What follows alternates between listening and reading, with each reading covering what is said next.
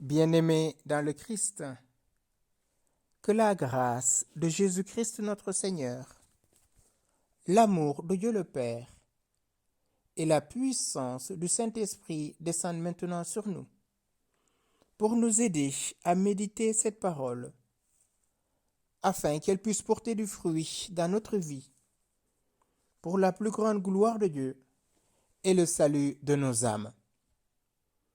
En ce troisième dimanche du temps de Carême, j'aimerais méditer avec vous l'Évangile de Jésus-Christ selon Saint Jean, au chapitre 2, du verset 13 au verset 25.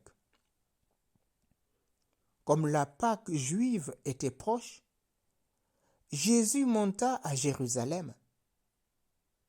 Dans le temple, il trouva installés les marchands de bœufs, de brebis et de colombes et les changeurs. Il fit un fouet avec des cordes et les chassa tous du temple ainsi que les brebis et les bœufs. Il jeta par terre la monnaie des changeurs, renversa leur comptoir et dit aux marchands de colombes: Enlevez cela d'ici. Cessez de faire de la maison de mon père une maison de commerce. Ses disciples se rappelaient qu'il est écrit: L'amour de ta maison fera mon tourment. Des Juifs l'interpellèrent: Quel signe peux-tu nous donner pour agir ainsi? Jésus leur répondit: Détruisez ce sanctuaire, et en 3 jours je le relèverai. Les Juifs lui répliquèrent: Il a fallu 46 ans pour bâtir ce sanctuaire, et toi, en 3 jours tu le relèverais? Mais lui parlait du sanctuaire de son corps. Aussi, quand il se réveilla d'entre les morts, ses disciples se rappelèrent qu'il avait dit cela. Ils crurent à l'Écriture et à la parole que Jésus avait dite. Pendant qu'il était à Jérusalem pour la fête de la Pâque, beaucoup crurent en son nom, à la vue des signes qu'il accomplissait. Jésus, lui, ne se fiait pas à eux, parce qu'il les connaissait tous, et n'avait besoin d'aucun témoignage sur l'homme. Lui-même, en effet, connaissait ce qu'il y a dans l'homme. Bien-aimés dans le Christ, Jean commence par mentionner la grande fête juive qui était proche, la Pâque. Ce n'est pas parce que des hommes d'une autre nation auraient eux aussi célébré la Pâque, mais la Pâque est une fête juive qui commémore la sortie du peuple élu en terre d'Égypte. Jean situe cette montée de Jésus à Jérusalem, dans la cité sainte, dans la cité de paix, Jérusalem, la ville de paix, à l'approche de la Pâque. Et Jésus monte à Jérusalem. Nous savons que Jésus va pleurer devant cette ville en voyant l'entêtement des habitants de Jérusalem. Jérusalem, Jérusalem, combien de fois je voulais réunir tes enfants comme la poule réunit ses poussins. Et Jésus va pleurer sur cette ville. Le voilà qui arrive dans le temple. Depuis 12 ans, Jésus fréquentait le temple. Là, il voit ce désordre. Et qu'est-ce qui se passe? Dans le temple, il trouva installés les marchands de bœufs, de brebis et de colombes et les changeurs. Cette montée de Jésus au temple peut être prise au sens mystique. Jérusalem, qui veut dire vision de paix, ville de paix, signifie la béatitude éternelle vers laquelle Jésus monta et conduisit les siens. Et le fait que Jésus descend à Capharnaüm pour ensuite monter à Jérusalem n'est pas dénué de mystère, car s'il n'était pas d'abord descendu, il n'aurait pu monter. Celui qui est descendu, c'est le même qui est aussi monté, nous rappelle la lettre de Saint Paul aux Éphésiens au chapitre 4, verset 10. Il trouva dans le temple des gens, les vendeurs de bœufs, de brebis et de colombes et les changeurs. Et qu'est-ce qui se passe? Jésus fit un fouet avec des cordes et les chassa tous du temple, ainsi que les brebis et les bœufs, et jeta par terre la monnaie des changeurs, renversa leur comptoir.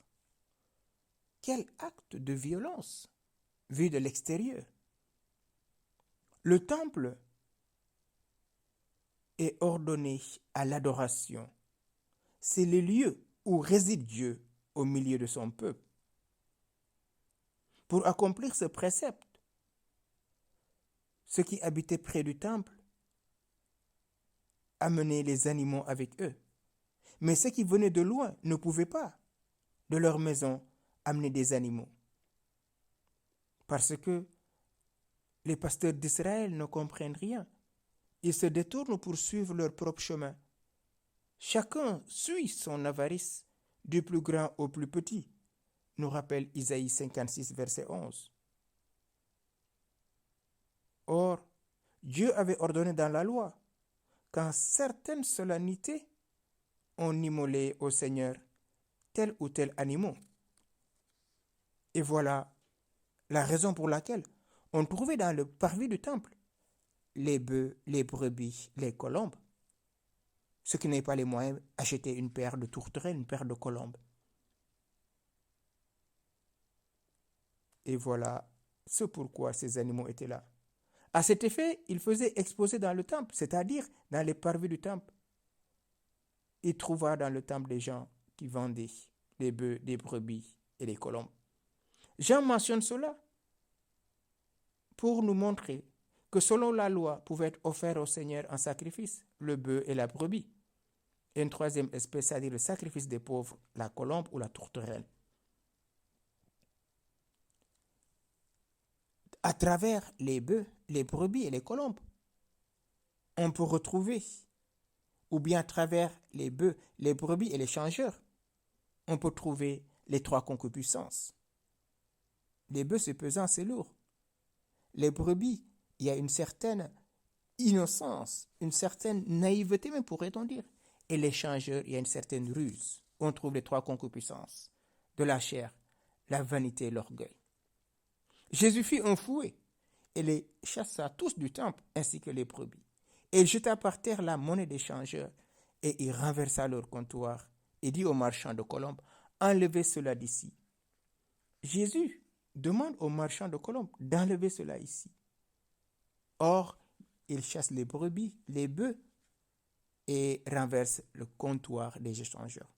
Mais pour les vendeurs de colombes, il leur dit, enlevez cela d'ici. Quelle miséricorde à leur égard, parce que c'est eux qui avaient offert à ses parents ce sacrifice de 2 tourterelles à sa présentation.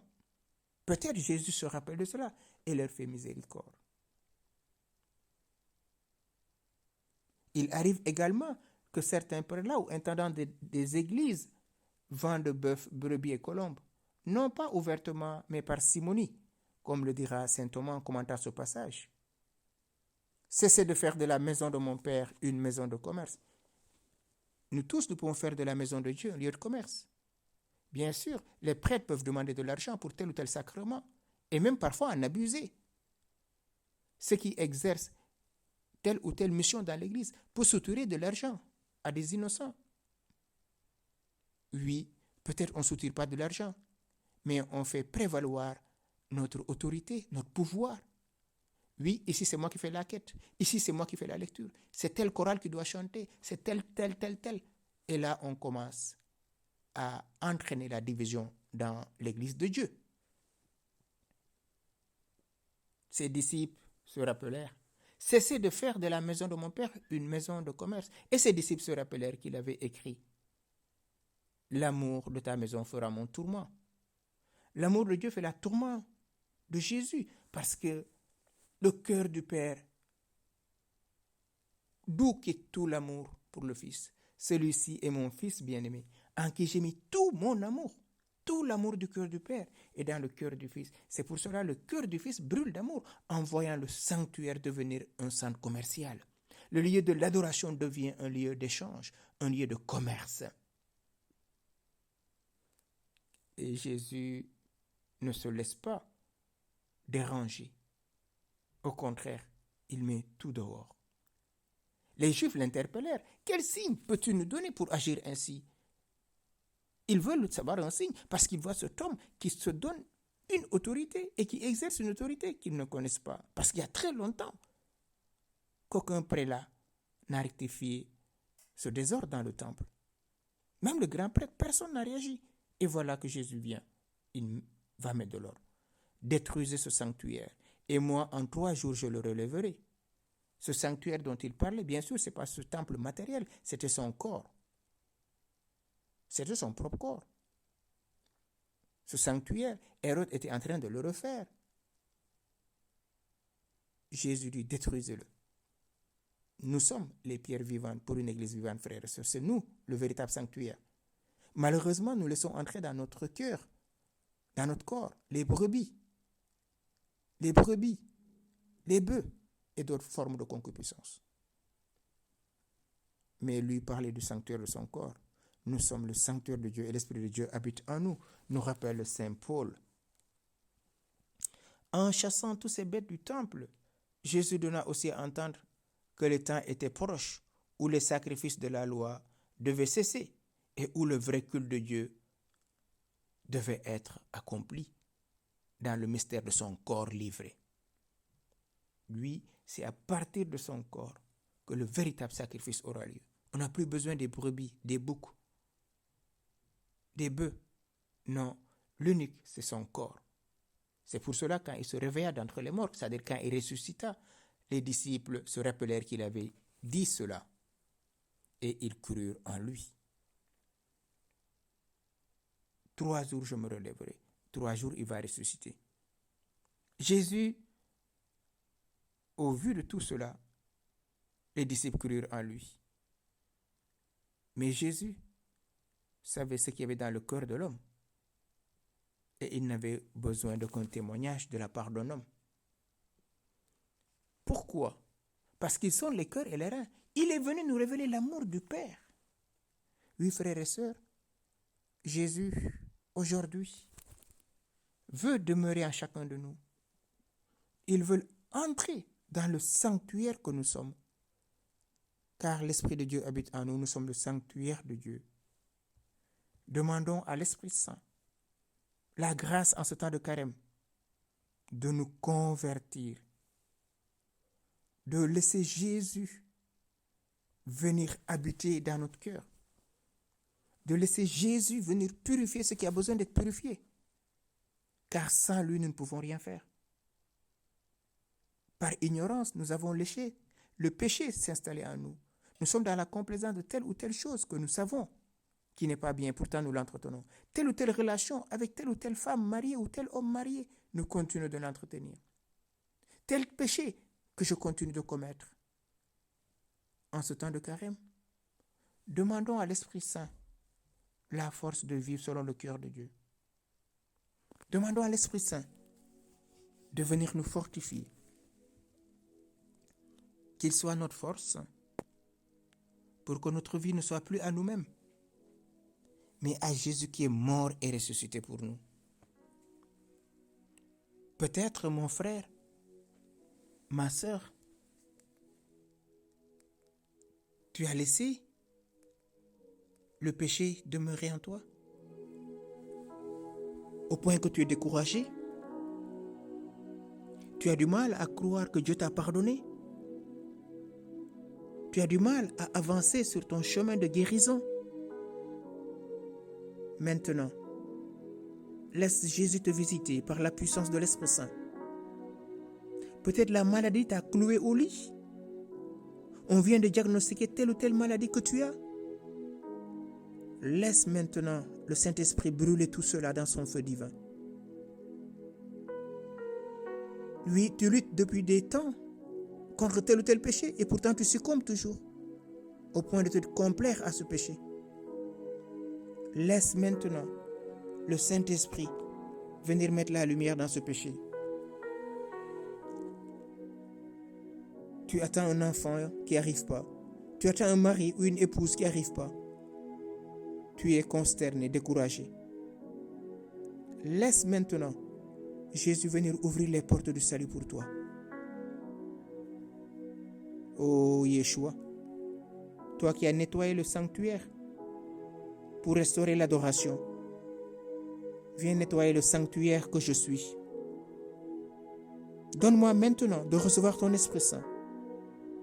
Lui seul peut me sanctifier maintenant. Ne regarde pas mon péché, mais regarde l'amour que tu as pour moi. Ô Saint-Esprit, ô Saint-Esprit, ô Saint-Esprit, je m'abandonne à toi, je me livre à toi. Guéris-moi, délivre-moi, restaure-moi. Amen.